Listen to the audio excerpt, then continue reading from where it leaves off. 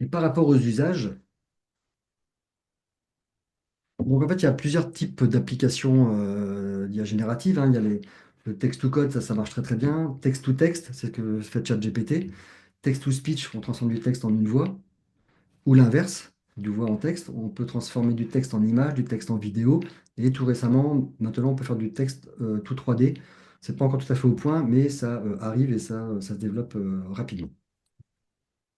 Donc, il y a des usages vraiment génériques en milieu professionnel, hein. Les plus reconnus, ben, les plus usités, on va dire, c'est rédiger du contenu, générer des idées, vulgariser une idée ou un concept, analyser du contenu ou des données, demander un avis ou un feedback, rechercher des informations, simuler des situations avec des faux personnages, par exemple, hein, automatiser des tâches pour créer des scripts, par exemple, dans des fichiers ou pourquoi pas aussi créer du code hein, s'il faut. Voilà.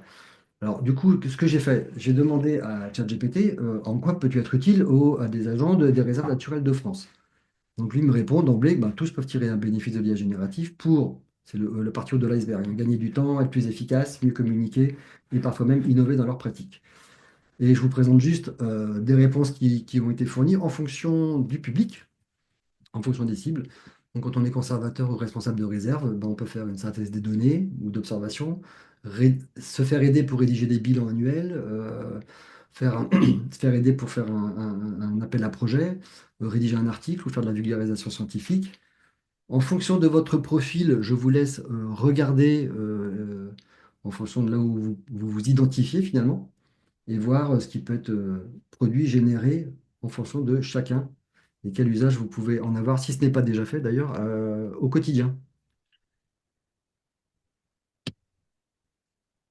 Voilà. J'en ai terminé. Je suis désolé, on est un peu tard. Je vais quitter. Jean-Marc, je te donne la parole si tu veux. Merci, Michael. Alors, si vous avez des questions, des interrogations, n'hésitez pas à les formuler via le chat. Euh, peut-être on rebond à tes propos. Est-ce que tu as des préconisations éventuellement à faire sur le choix du modèle à utiliser quand on veut s'emparer de l'IA dans une pratique professionnelle? Ouais. Alors, c'est l'histoire des 80-20 hein. En général, pour des choses vraiment simples, résumer un texte, faire une synthèse, traduire un texte, etc. On peut utiliser des petits modèles de langage. Donc, on peut, si vous utilisez ChatGPT, vous prenez, au lieu de prendre 4 vous prenez 4 mini. Vous prenez les versions mini de Gemini, par exemple, hein, tout simplement. Généralement, ça fait très bien le travail dans 70 à 80% des cas, quoi. C'est vraiment l'idée des 20-80. Et si vous êtes sur des choses un peu plus pointues ou plus problématiques, vous allez travailler peut-être sur des plans plus stratégiques qui nécessitent une compréhension plus poussée. À ce moment-là, on peut passer sur des modèles de langage un peu plus gros, costauds, comme ceux qui ont des centaines de milliards de paramètres, voire maintenant plus de 1000 milliards de paramètres. Ouais. Donc, ne pas hésiter à choisir, enfin, à vraiment effectuer un choix et de ne pas forcément utiliser le modèle proposé par défaut, en fait. Par défaut, exactement, oui. Et c'est Hmm. aussi un problème maintenant, je vois, là, j'utilise Quant, et Quant a intégré, Quant, c'est le moteur de recherche européen, hein, qui remplace c'est le Google européen. Mais en fait, je ne sais pas pourquoi ils ont fait ça, ils ont intégré directement l'IA générative dans le navigateur, et en fait, il faut désactiver toutes ces générations automatiques qu'on trouve de plus en plus à droite à gauche ou dans les plugins de Chrome ou autres, pour éviter de générer ce qu'on a vu, hein, parce que l'impact est quand même vraiment pas anodin. Il y a une question qui est posée, alors qui s'adresse, je pense, peut-être plus à l'ensemble des participants. Question de savoir si des agences sur les réserves ont déjà rédigé des prompts alors, satisfaisants concernant la rédaction de bilans annuels. Alors ça, c'est un petit peu à destination de tout le monde, je pense. Si vous avez des réponses à faire, vous pouvez y aller sur le chat. Moi, peut-être alors c'est pas une question, mais on a diffusé au moment de l'inscription un petit questionnaire. Hein, vous avez certainement dû y répondre. On s'aperçoit que les trois grandes utilisations en fait par les répondants de l'IA, c'est la rédaction, effectivement. Alors articles, communication principalement, pas trop sur les bilans annuels ou les rapports d'activité. C'est de la génération de code, vraisemblablement aussi, parce que c'est une activité, une mission qu'on retrouve régulièrement. Et le troisième champ, c'est effectivement l'utilisation d'outils comme DeepPhone et autres pour aller sur de l'identification et de la reconnaissance d'espèces. Donc, c'est les trois grandes utilisations qui sont relevées dans le réseau et par les répondants au questionnaire. Sur les bilans annuels, j'ai pas eu dans les réponses qui ont été faites, de retour spécifique sur la rédaction de bilan annuel. En tout cas, d'après les questionnaires qu'on avait eus, certains l'ont utilisé pour ça. Ça peut être valoir le coup de se mettre en relation entre vous pour voir quel usage vous en avez eu et quelles limites ça a aussi, hein. Mm.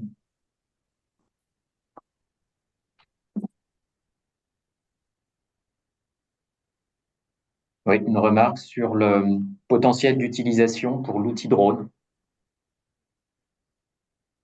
Alors, typiquement, on va être dans la première catégorie d'IA que je présentais au début, où là, on va pouvoir, à l'aide de photos successives, hein, en fait, c'est de l'analyse d'image qui va être faite.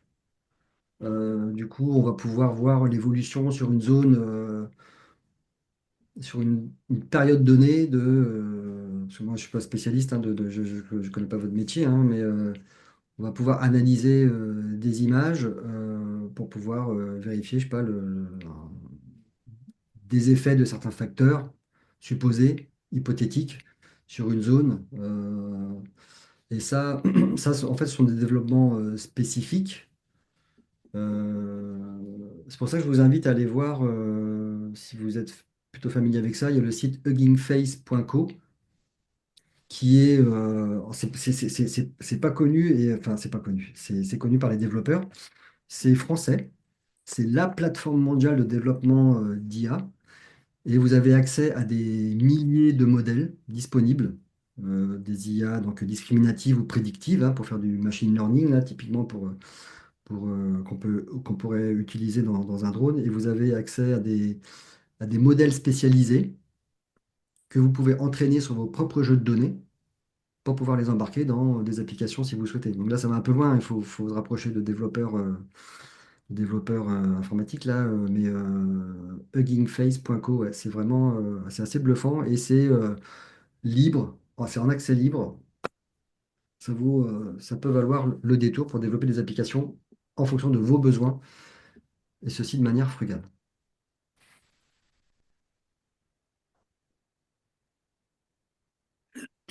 Est-ce qu'il y a d'autres questions qui peuvent éventuellement se poser? Peut-être en attendant, comme je vous l'avais précisé en introduction, on vous propose, avant de conclure la conférence, de répondre à un tout petit questionnaire qui va s'afficher directement sur vos écrans. Euh,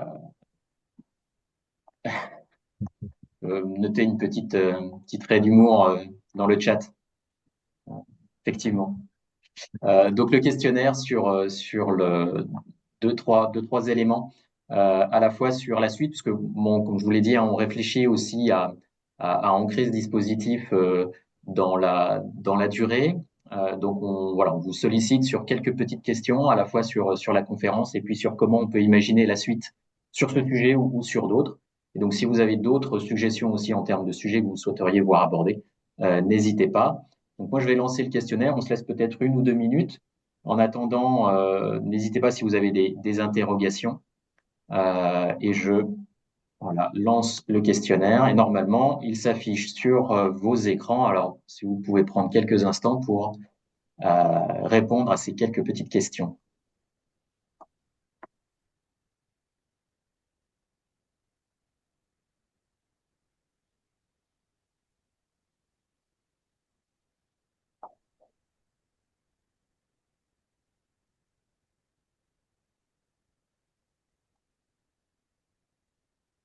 Ah, une question.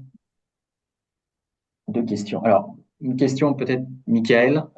Comment reconnaître une production générée par l'IA? Alors, il existe des outils, justement, notamment pour l'analyse de texte, hein, qui permettent de détecter si c'est généré par une IA, mais c'est pas en fait suffisamment efficace. Celui qui veut contourner, on va dire, qui veut contourner la vérification, c'est assez simple, hein, parce que du coup, l'IA, on peut lui dire on peut lui donner un ton, on peut lui demander à avoir un ton plus naturel. Parce qu'on reconnaît, il y a une signature, hein, quand ChatGPT parle ou quand il écrit, à la longue, j'arrive à reconnaître aisément des posts qui ont été écrits par une IA ou des paragraphes qui ont été écrits par une IA. Il y a une forme, il y a une tonalité, il y a quelque chose.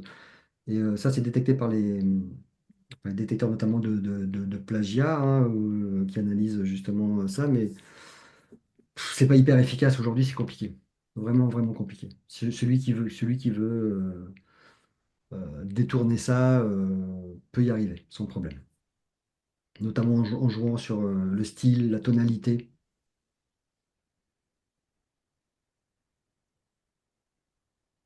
Ok. Et une question qui a été posée, alors là, qui est plus à notre adresse, j'imagine. Quelles sont les perspectives d'utilisation pour RNF de cet outil? Alors, la question est vaste. Je Hmm. pense qu'on, Quel outil? ouais, on n'a pas la réponse, mais je pense qu'il faut qu'on s'approprie qu'on s'approprie l'outil, qu'on dresse des pistes et des perspectives sur chacune des tâches, chacun des livrables qu'on est amené à produire.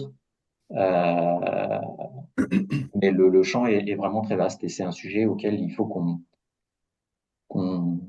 s'attelle, me semble-t-il. Hmm. Mhm. Alors, effectivement, pour répondre à Brice, oui, il existe véritablement des outils qui permettent de détecter l'utilisation de l'IA, mais c'est pas fiable à 100%. Et du coup, en promptant correctement et en dirigeant correctement le modèle, ça peut souvent ne pas être détectable.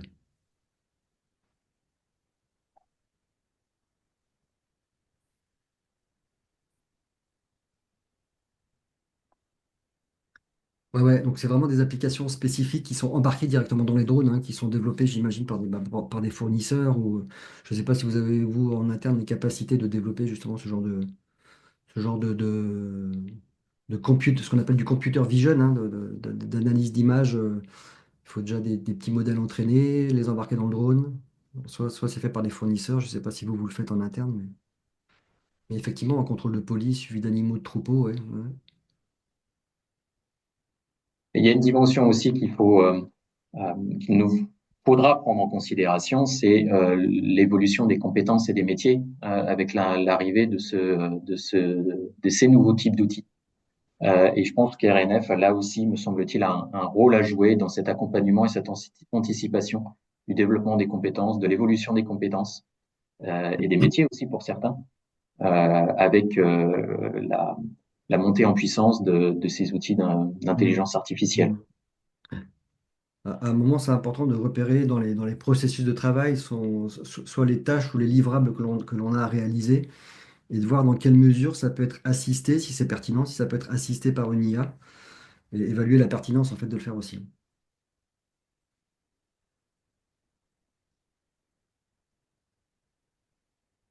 Bien, une question, quelle mise en garde auprès des enfants? Bah, l'usage doit être encadré, ça c'est sûr. Et les enseignants aussi formés rapidement, parce que là en fait il y a de vraies lacunes et les enseignants ne sont pas suffisamment formés. On s'aperçoit que même statistiquement, les élèves, même à partir du collège, utilisent plus l'IA que les enseignants, qui doivent modifier leurs pratiques et qui doivent aussi, ça nécessite aussi de modifier la façon dont on évalue les élèves, voire les étudiants. Ça change complètement les pratiques. Et des mises en garde, faut leur expliquer un petit peu, de certaine façon, ce que je vous ai expliqué, hein, mais que ce qui est dit n'est pas forcément vrai, que c'est assez bluffant, c'est vraisemblable, mais les enfants vont croire systématiquement ce qui va être dit, donc ça peut être dangereux. Ils peuvent entamer des discussions. Il faut vraiment que ce soit encadré. Aujourd'hui, pour les enfants, je suis pas un spécialiste, hein, mais faut pas les laisser faire un peu ce qu'ils veulent, quoi. Il faut avoir une approche plutôt pédagogique, ou en tout cas les orienter vers des usages pédagogiques dans le but d'apprendre. Et l'IA va-t-elle rester gratuite? Alors ça, c'est moins sûr, parce qu'on a vu que les tokens, ça coûte. Il va falloir payer tous ces petits services. Aujourd'hui, il faut savoir que OpenAI n'est pas rentable, hein. Et que quand on paye même un abonnement à 20 euros, en fait, c'est pas suffisant pour financer OpenAI, qui se finance essentiellement en vendant des jetons à des gros consommateurs que sont des entreprises ou des services. Mais je pourrais pas dire ce que ça va devenir, mais en tout cas, il risque d'y avoir ce que je présentais tout à l'heure, une disparité d'accès aux outils en fonction des moyens que l'on a d'y accéder ou pas. Et si ça reste gratuit, je ne saurais pas dire.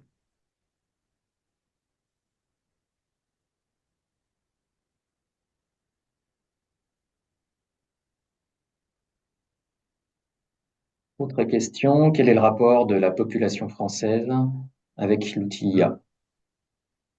Alors, au niveau de la population française, je n'en ai aucune idée.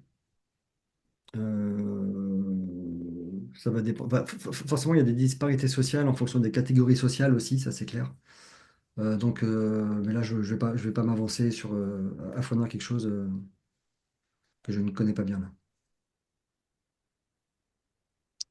On n'attend pas un rôle dans nos réserves. Donc là, c'est des questions éthiques, hein, qui sont de nature véritable à ne pas développer ou réduire le développement de nos activités liées à l'IA. Ouais, ouais. La question se pose, effectivement. C'est quand l'utiliser, c'est quoi la valeur ajoutée finalement? Est-ce que c'est est-ce que ça est-ce que si c'est pour améliorer la gestion des réserves, est-ce que si c'est compensé quelque part, si l'usage est compensé quelque part par une meilleure préservation, hein, parce qu'on trouve des idées, on innove, etc., pourquoi pas? Après, faut mettre les poids pareil dans la balance et réfléchir aux usages et aux résultats qu'on en attend pour voir aussi les effets qu'on en attend au niveau de soit de votre métier, soit au niveau des réserves, quoi.